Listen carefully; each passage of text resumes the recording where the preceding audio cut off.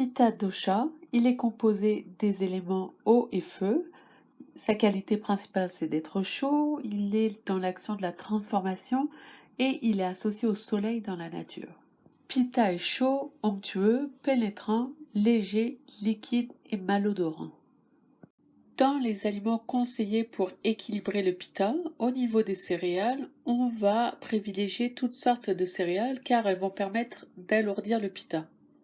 Donc toutes les céréales sont bonnes pour le pitta, et en particulier le riz brun et le millet.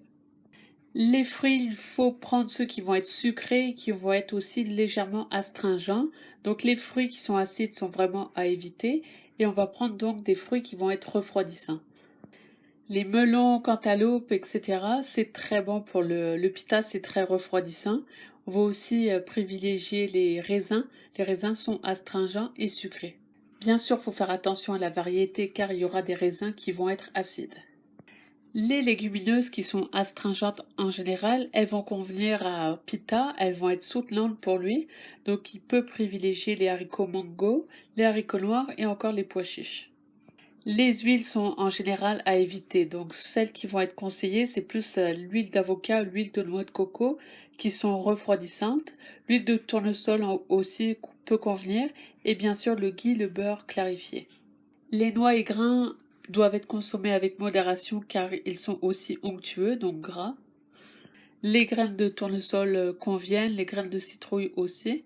Les graines de chanvre, donc les graines sont plus à privilégier que les noix.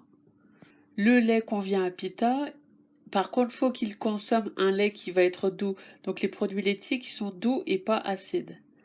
Et faut aussi faire attention au type de fromage. Si c'est un fromage qui est ancien, donc ça va pas du tout lui convenir. Par exemple, la mozzarella, c'est un fromage qui est doux. Et le cheddar fort, donc c'est un fromage qui va être fort en goût. Donc il faut vraiment qu'il évite les fromages vieillis et qu'il aille vers des fromages doux. Pour Pitta, très important, les légumes qui vont être très riches en minéraux, donc les légumes verts surtout. Tout ce qui contient énormément de minéraux, c'est parfait pour lui.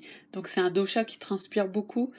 À cause de ça, il doit remplacer très rapidement ses électrolytes perdus et il va passer par les légumes verts notamment. Asperges, concombres sont très refroidissants, donc ils conviennent. Ils font bien sûr partie des légumes fruits, mais ils peuvent convenir en salade. Brocoli, le persil et toutes les variétés de choux, c'est parfait pour le pitta. Pitta ne mange pas de viande, il peut consommer occasionnellement un peu de poisson et un petit peu de dinde, mais il faut savoir que la viande est réchauffante, elle est très réchauffante, donc elle augmente automatiquement le pitta. Donc l'idéal en Ayurveda, c'est que les pittas soient végétariens ou du moins qu'ils consomment un tout petit peu de viande. Les sucres, bien sûr, toujours privilégier les substances naturelles. Pitta va privilégier les épices refroidissantes. Donc, par exemple, la menthe, le cumin. Donc, c'est aussi beaucoup les herbes aromatiques. Donc, la coriandre fraîche, la menthe, etc. Pour les boissons, il va privilégier les tisanes amères, comme le romarin, artichaut, bardane, et les tisanes refroidissantes avec de la menthe ou encore des graines de fenouil. Les graines de fenouil sont conseillées pour le pitta puisqu'elles sont très bonnes pour Agni, le feu digestif. Ça évite de développer de l'acidité dans l'estomac. Les aliments réchauffants sont bien sûr fortement déconseillés pour pitta. On va parler de la viande, de l'alcool, mais aussi des saveurs vinaigrées, saveurs salées et piquantes. Tout ce qui est vinaigré ou salé va largement augmenter le pitta et ça va augmenter aussi Racta datus. Donc l'excès va aussi se reporter sur la peau. On va observer chez pitta des rougeurs, on va observer aussi de l'inflammation. Donc une peau inflammée, on va la voir avec de l'acné, du psoriasis et aussi des rougeurs, des plaques ou encore de la rosacée. Les aliments stimulants sont fortement déconseillés pour pitta. On aura du café, du thé, de l'alcool, la saveur piquante, les boissons énergétiques, etc. Le café, c'est très très stimulant et ça va jouer beaucoup sur... déjà, ça augmente la chaleur générale et aussi c'est très stimulant. Donc Pitta, il n'a pas besoin d'être stimulé. Il est déjà beaucoup dans l'action, il doit apprendre à canaliser son énergie et il doit apprendre aussi à se calmer, à relâcher. Donc avec le café, c'est pas du tout ça qui est entraîné quand on boit du café. Pareil pour l'alcool, Pitta pourrait même avoir tendance à en prendre beaucoup car il est de nature intense. Donc l'alcool va agir en très négatif chez lui. Ça va le chauffer énormément et puis aussi sur le foie, ça va beaucoup agir sur son foie. Il aura plus tendance à développer des cirrhoses que les autres doshas. Donc l'alcool est très déconseillé. Les aliments fermentés sont à éviter chez Pitta. Ils sont chauffants et ils sont acides. Donc la choucroute, avec le temps, elle développe une acidité également au niveau des légumes fermentés. Bien sûr, tout ce qui est saveur acide, donc tous les aliments qui vont être acides en bouche, acides en rasa, donc les fruits, pamplemousse, ananas, le citron, etc. Tous ceux-là, ils sont à éviter. Les tomates, vu que c'est un aliment qui contient quand même beaucoup de feu, on observe très souvent chez les gens qui en consomment des rougeurs. Donc l'été, il y a des gens qui ont des joues rouges. Ceux qui mangent beaucoup de tomates tous les jours, ils ont les joues rouges. Ça montre à quel point il y a du feu dans la tomate.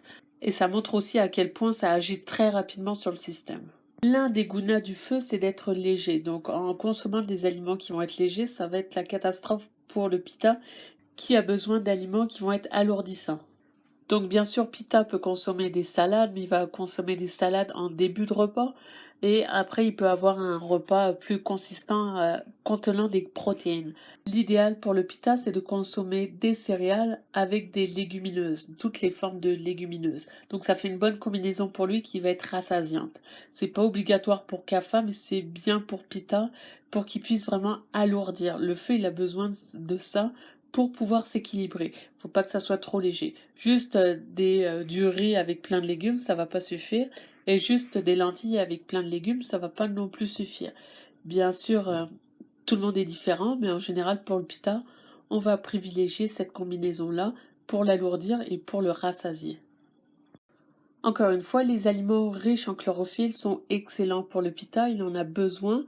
Donc toujours à chaque repas, avoir des crucifères, des aliments qui vont être riches en chlorophylle, des feuillus, des herbes aromatiques, n'importe quelle variété, mais il faut des feuilles vertes pour pita à chaque repas. Que ce soit même une petite quantité, il peut commencer par ça, il peut commencer aussi par manger ces aliments-là qui contiennent souvent le rasa amer pour commencer le repas. Ça va permettre au foie de se préparer, de bien fonctionner, de préparer la diffusion de la bile pour pouvoir capturer notamment les gras. Donc pour Pitta, toujours avoir de la verdure dans ses repas, midi, soir. Pitta doit prévoir les repas afin d'éviter de choisir des aliments pauvres en nutriments. Qu'est-ce que ça veut dire? C'est que Pitta, il peut passer un état noir à un état blanc. Pareil pour son appétit, il peut ne pas avoir faim et en une minute, il a une faim de loup. Donc quand il a une faim de loup, Pitta, il a pas de patience. Il va manger ce qu'il va trouver. Donc si un repas qui va l'équilibrer, qui va être santé, n'est pas à proximité, si il y a juste un repas de la junk food qui va être à proximité, il va la manger. Donc pour qu'il puisse adopter une bonne alimentation, faut prévoir les repas. Car très facilement, il va manger sans penser la première chose qu'il va trouver. Donc c'est mauvais pour sa digestion et c'est pour ça qu'il faut toujours prévoir, organiser. Donc c'est quelqu'un qui est organisé généralement, donc ça peut être facile pour lui d'appliquer cette règle. Éviter la viande, on dit en Ayurveda que la personne qui va consommer la viande, donc l'animal qui est décédé, son énergie va être portée dans la vibration de la personne qui la mange. C'est valable pour tous les doshas, bien sûr. Vata va être très sensible aussi à l'énergie de l'animal. Cela dit, chez Pitta qui est quand même dans une énergie d'action, l'animal qui a été tué sauvagement, ça peut être une énergie de violence qui peut se reporter généralement parfois du moins, chez Pitta. On dit souvent que les gens qui mangent beaucoup de viande rouge sont plus agressifs que les gens qui mangent juste des plantes, des fruits et des légumes. Donc c'est une croyance peut-être, mais l'Ayurveda va dire que c'est vrai. Donc pour le Pitta, se tenir loin de la viande rouge qui augmente son feu, mais qui peut augmenter aussi son agressivité. Un autre conseil pour Pitta, c'est de mâcher des graines de fenouil après le repas. Ça facilite la digestion. Vous voyez souvent justement dans les restaurants indiens des petits hôtels avec des graines de fenouil, des graines de cumin, bon, mélangées avec du sucre, mais ça aide beaucoup à la digestion, ça rafraîchit la laine et ça évite aussi les remontées acides, ça calme le feu en l'équilibrant. Manger dans un environnement propre et ordonné est très important pour Pitta. Donc Pitta, il aime la propreté, il aime quand c'est clair, il aime comprendre qu'est-ce qui se passe autour de lui. Donc l'environnement doit être propre. C'est très important pour lui. Donc si vous l'invitez et que la table de la cuisine est pleine de livres, de papiers, de vos impôts, etc., c'est sûr que ça va le déranger. Ça va beaucoup le déranger. Donc faut pas forcément que ça soit une table arrangée avec des verres en cristal, le bouquet de fleurs, etc. Mais il faut que ça soit propre et que ça soit un endroit où ils se sentent bien. Bien sûr, l'alcool, les vinaigres et les fermentations sont à éviter pour tous les feux du corps et notamment Tejas, qui est le feu responsable du métabolisme dans le corps. Donc si Tejas est trop élevé, il va brûler les ojas, aussi une augmentation de la production d'hormones et une augmentation d'acides aminés. Je ne vais pas aller plus en détail dans Tejas et son fonctionnement sur le métabolisme car j'en parlerai dans le niveau 2 de nutrition ayurvédique.